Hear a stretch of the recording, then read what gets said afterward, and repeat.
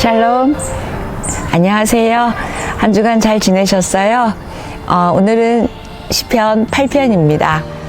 저희는 지금 시편, 시를 하고 있는데요. 시는 산문보다 또 다른 힘이 있습니다. 그래서 시편은, 시는 그 본문 앞에 우리를 머물게 하고 생각을 좀 깊이 하게 하고, 그래서 이전에 몰랐던 것들을 새롭게 깨닫게 하기도 하고, 내 자아의 세계를 넓히기도 하고, 생각의 폭을, 깊이를 넓히기도 합니다. 오늘 그런 관점으로 한번 시편 8편을 보면 여러분이 이전과 또 다른 나라는 존재, 또 하나님이라는 분, 또 이 땅의 삶에 대해서 또 다른 차원의 하나님이 주신 말씀을 깨닫기를 축복합니다. 시편 3편부터 7편까지가 탄식시였어요. 그 탄식시를 딱 지나고 나서 처음 나오는 찬양시입니다. 특히 자연을 주제로 한 시편인데요. 자연을 주제로 한 시편이 150편 중에 8편, 19편, 104편, 그 다음에 147편, 4개네요. C.S. 루이스는 이 시편 8편을 이렇게 표현했어요. 짧으면서도 놀랍도록 아름다운 시라고 이렇게 극찬을 한 게 시편 8편입니다.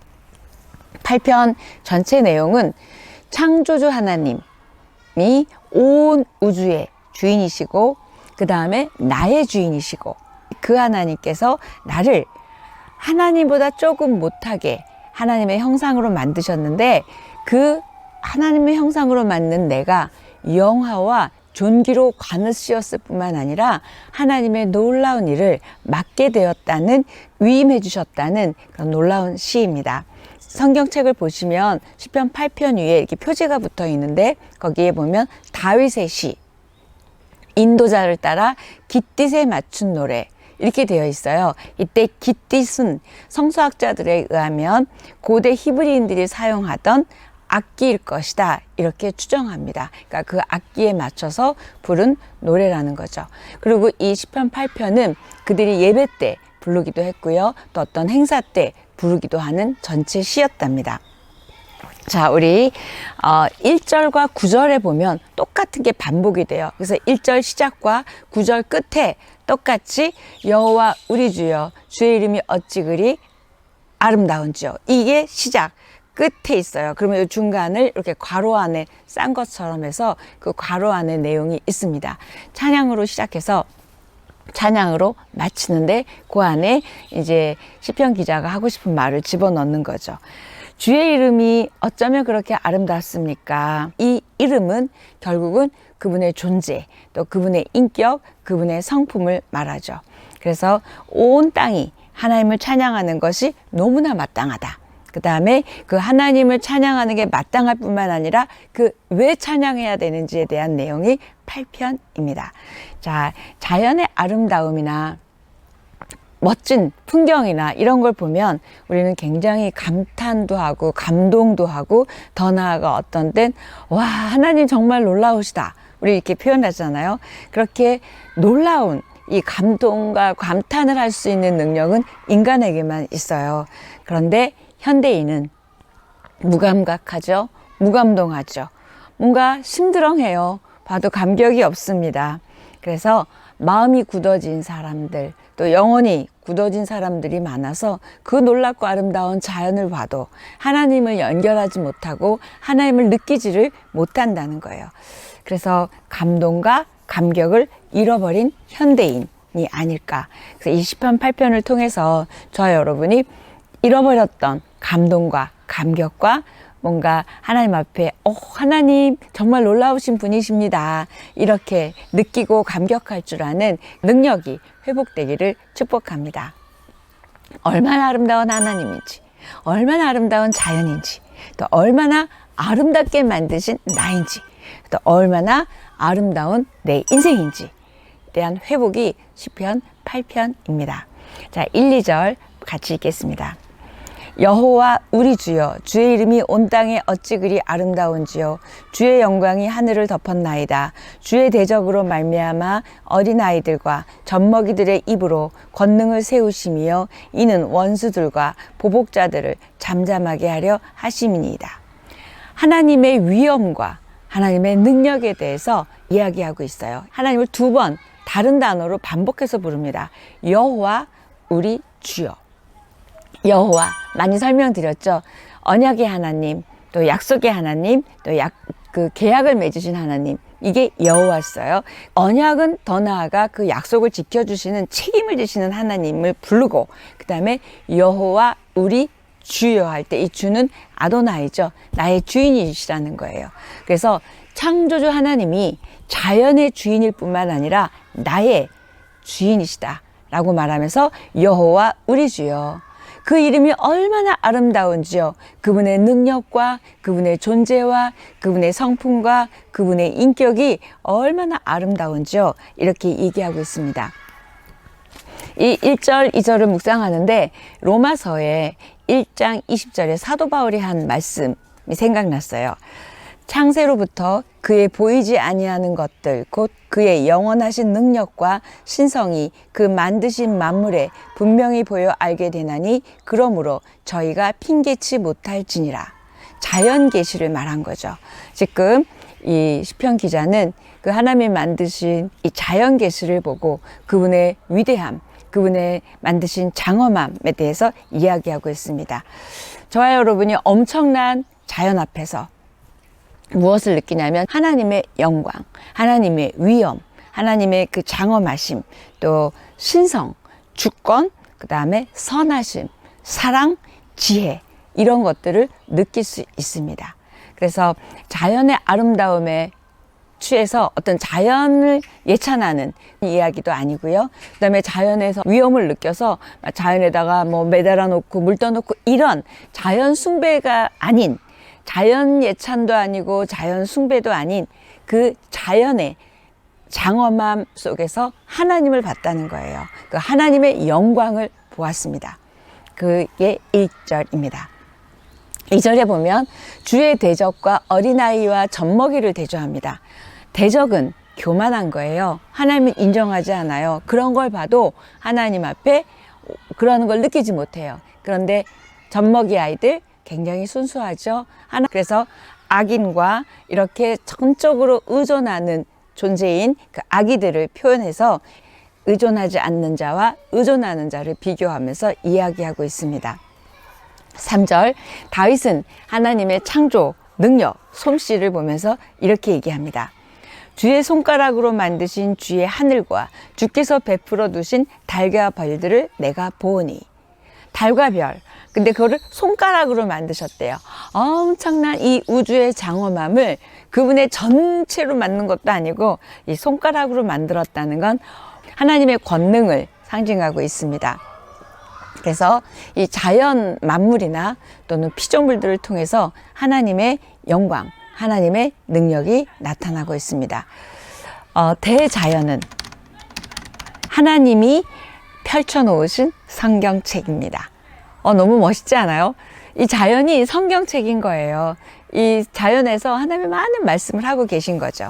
그래서 이 자연 성경책을 통하여 이 시편 기자는 세상에 가득한 하나님의 능력, 위엄, 하나님의 위대함, 하나님의 그 숨결뿐만 아니라 모든 걸 지금 느끼고 있습니다.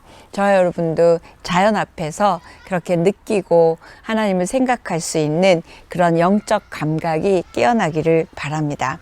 너무나 아름다워서, 너무나 압도적이어서 하나님 앞에 영광을 올려드릴 수밖에 없는, 하나님을 찬양할 수밖에 없는 말들을 지금 다윗은 하고 있습니다. 장엄한 산 앞이나 또는 그런 나야가라 폭포 앞에 가면 다들 하나님을 생각한다고 하죠. 그래서 그렇게 장엄한 자연 앞에서 그 설 줄 아는 능력, 그 앞에서 나 자신을 볼 줄 아는 능력, 또 감동할 줄 아는 능력이 우리에게 있기를 축복합니다. 하나님이 만드신 하늘과 땅과 별과 달을 보면서 창조의 아름다움에 견주어 볼 때 얼마나 내가 보잘것없는지, 내가 그 광활한 우주 안에서 내가 얼마나 작은 존재인지를 다윗이 느꼈어요. 그래서 그런 표현을 이어가는데 앤서니 플루라는 사람이 있어요. 이 사람은 굉장히 유명한 무신론자입니다. 신은 없다라고 책을 쓴 사람이 82살에 하나님을 알게 됐어요. 신은 있다라는 제목을 썼어요. 근데 그때 뭐라고 얘기해서 바꿨냐면 창조주 하나님께서 만드신 자연을 바라보며 새로운 세계에 그 질서에 눈을 뜨지 않을 수가 없었다. 그러기에는 이 자연의 법칙은 우연으로 보기에는 너무 완벽하다. 다윗이 자연 앞에서 느낀 것처럼 이 앤서니 플루가 그걸 느낀 거예요. 그리고 하나님을 믿게 됐고 하나님을 향해서 신은 있다라는 글을 쓰게 됐어요. 이렇게 자연 계시, 결국 성경책인 자연이 이 한 사람의 무신론자를 하나님 앞에 돌아오겠습니다. 자, 4절, 5절입니다. 사람이 무엇이기에 주께서 그를 생각하시며 인자가 무엇이기에 주께서 그를 돌보시나이까. 그를 하나님보다 조금 못하게 하시고 영화와 존귀로 관을 씌우셨나이다. 그 놀라운 하나님 앞에서 보니까 내가 너무 작은 존재인데 어떻게 내가 뭐길래 나를 생각하시고 도대체 인자가 뭐길래 우리를 돌봐주십니까? 저와 여러분이 도대체 뭐길래 이 죄인의 죄성에 하찮고 이런 보잘것없는 우리들을 그 놀라우신 그 창조하신 그 우주를 만드신 그 장엄하신 하나님께서 우리를 생각하시고 우리를 돌보시냐고 얘기합니다. 그러면서 우리를 어떻게 만들으셨냐면 하나님보다 조금 못하게 하시고 영화와 존귀로 관을 씌우셨대요. 와, 놀랍습니다. 이 작고 보잘것없는 인간에게 하나님에게 쓰는 단어 영화와 존귀로 관을 씌우셨대요. 한번 저와 여러분이 4절에다가 각자의 이름을 넣어서 한번 읽어봤으면 좋겠어요. 사람이 무엇이기에 주께서 유영순을 생각하시며 인자가 무엇이기에 주께서 유영순을 돌보시나이까. 정말 그 하찮은 존재인 나에게 또 여러분에게 어떻게 이렇게 돌보시고 생각하시냐 얘기합니다.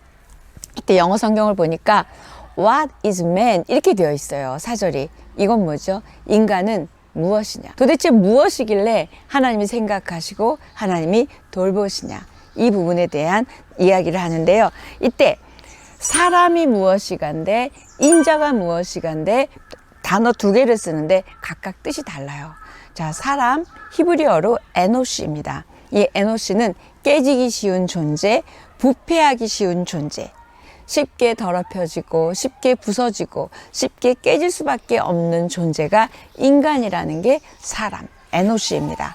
그 다음에 인자가 무엇이간데 할 때 인자가 도대체 뭐길래 우리를 돌보십니까 할 때 그 인자는 히브리어로 벤 아담입니다. 벤 아담, 다시 말하면 흙의 아들이에요. 흙으로 빚어져서 흙으로 돌아갈 수밖에 없는 아주 연약한 흙 같은 존재가 우리라는 거예요.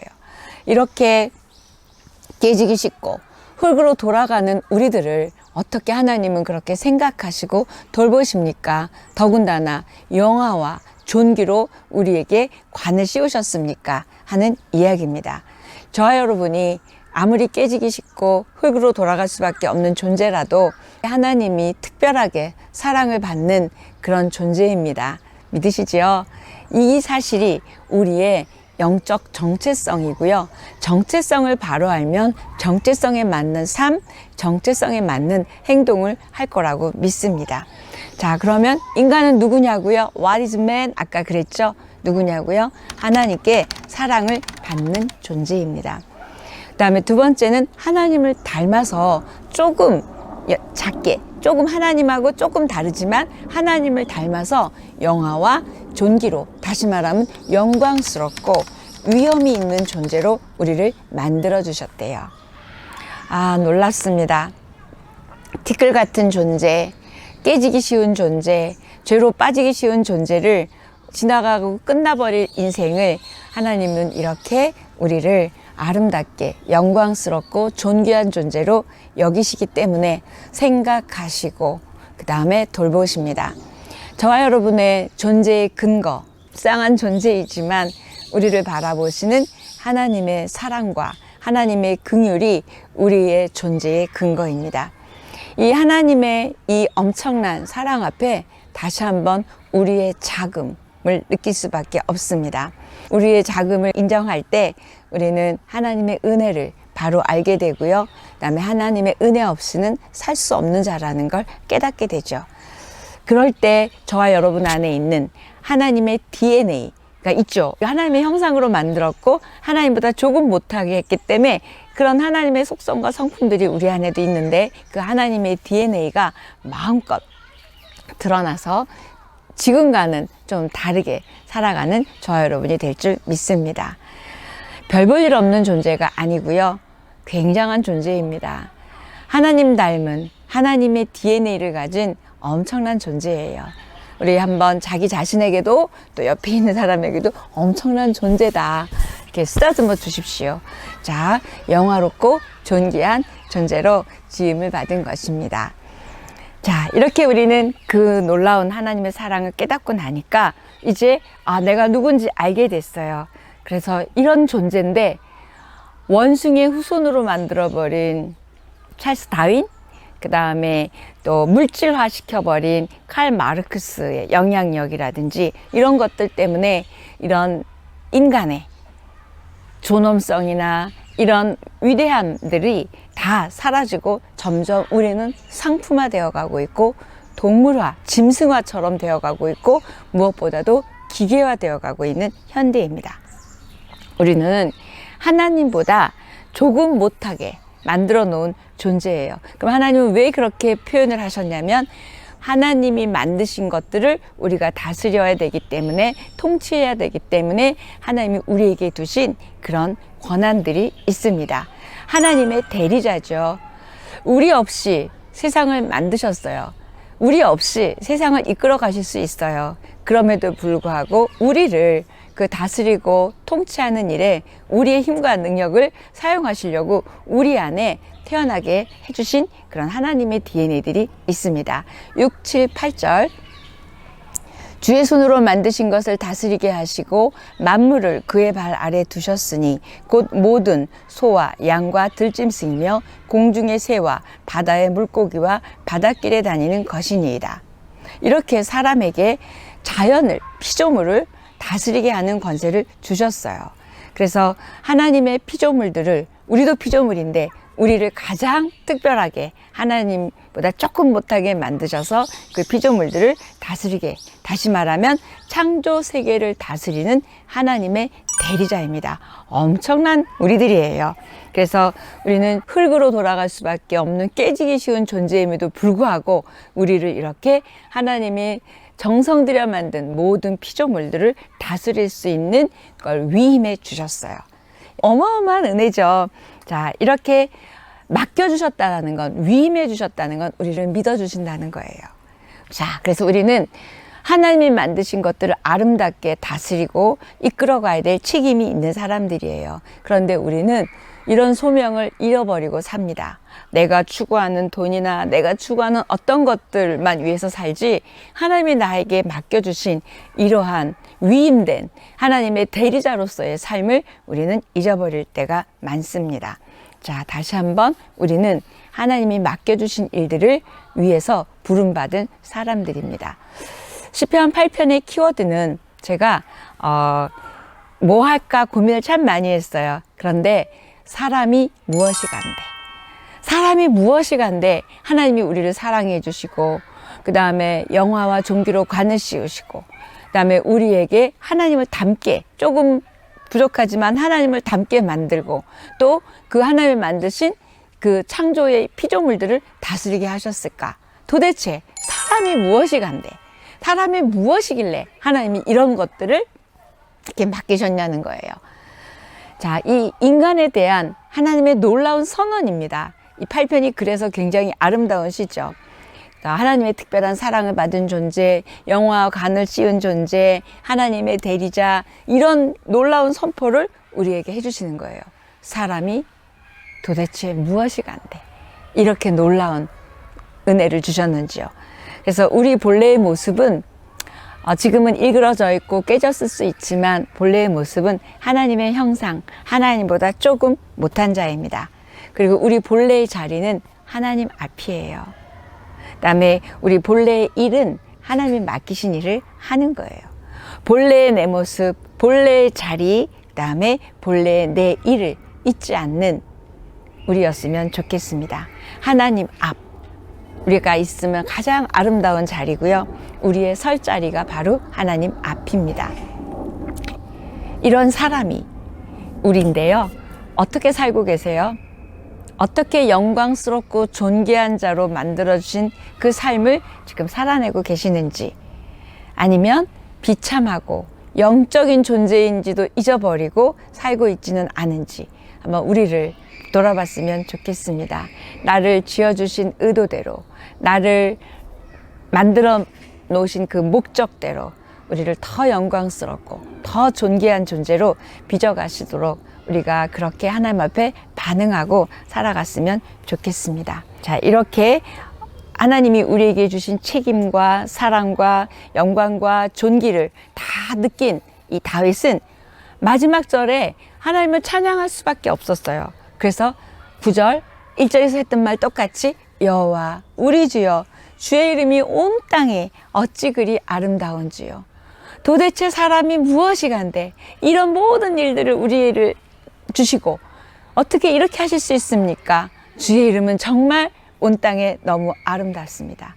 아, 하늘과 땅을 창조하신 그 놀라우신 하나님께서 먼지 같은 흙으로 돌아갈 수밖에 없는 우리, 쉽게 깨지고 죄로 돌아갈 수밖에 없는 우리를 도대체 사람이 무엇이간데 우리를 생각하시고 사랑하시고 돌보시고 하나님 알게 하시고 하나님 믿게 하시고 하나님 섬기게 하시고 하나님의 대리자로 이 땅 가운데 살게 하셨는지 너무 감격이고 너무 감동입니다.